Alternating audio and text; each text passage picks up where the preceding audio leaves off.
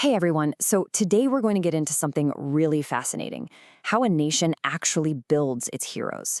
You see, they don't just spring into existence from amazing deeds. They're actually crafted, shaped by the needs and the big ambitions of their time. So that brings up a pretty big question, right? What are the ingredients that go into making a national hero?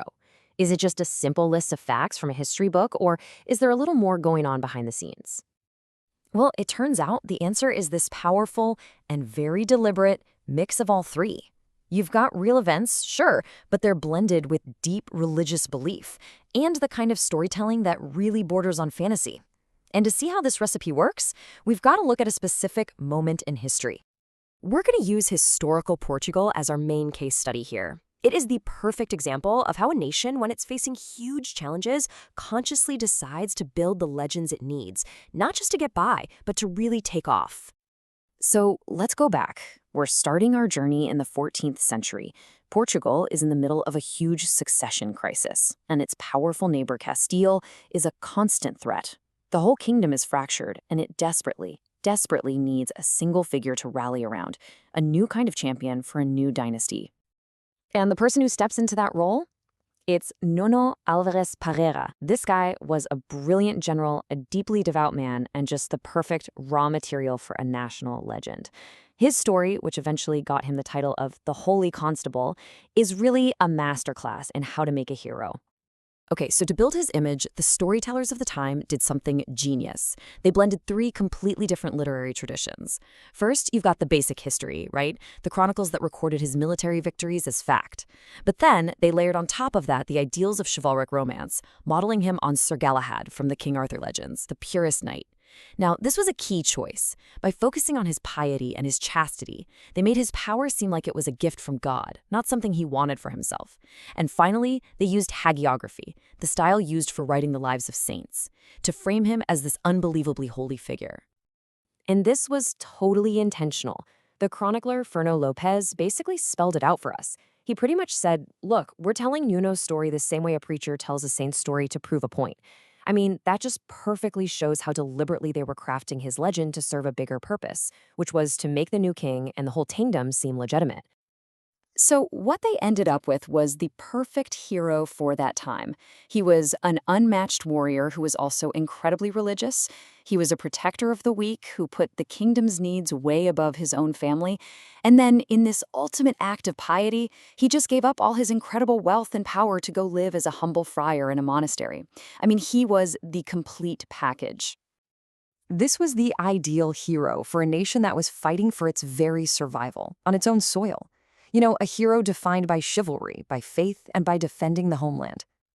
But then, everything changed for Portugal, dramatically. The nation turned its eyes away from its own borders and out towards the huge, unknown oceans. And this new world, well, it was going to demand a very, very different kind of hero. Right. So as Portugal's ambitions grew from just, national survival to building a global empire, the whole idea of the perfect hero had to evolve with it. A knight who was all about defending the land just wasn't going to cut it for a nation that suddenly had its sights on the entire world. The new heroes were the sea captains of the 16th century, the guys commanding massive fleets across the globe.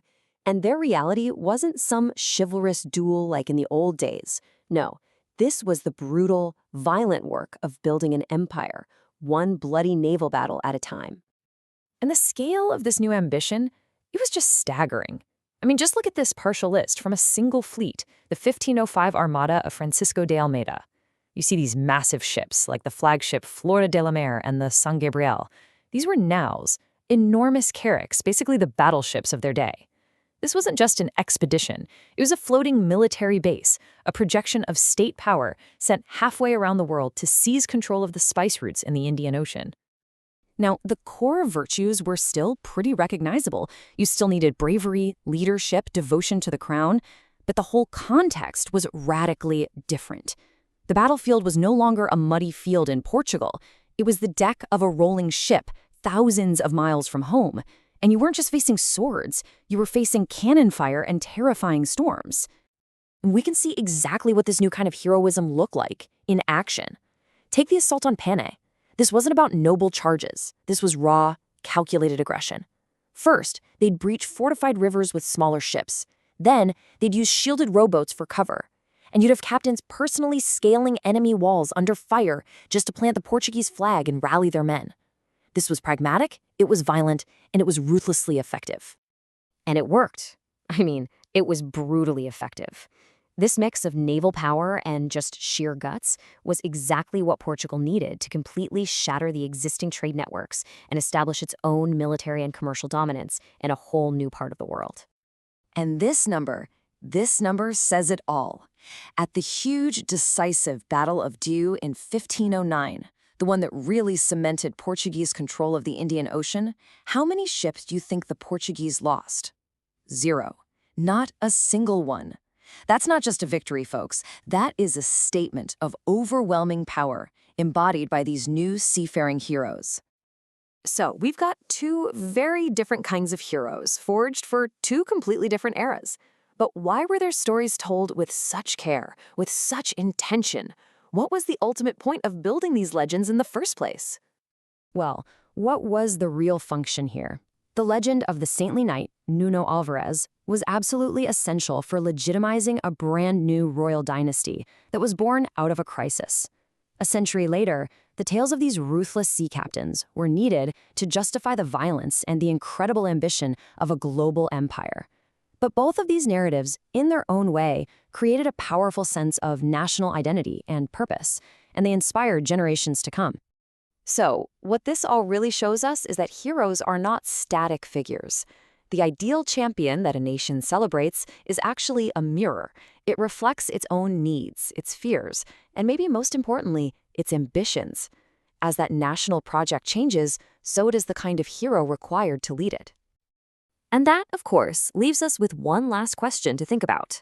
This whole process of hero making, it didn't just end in the 16th century.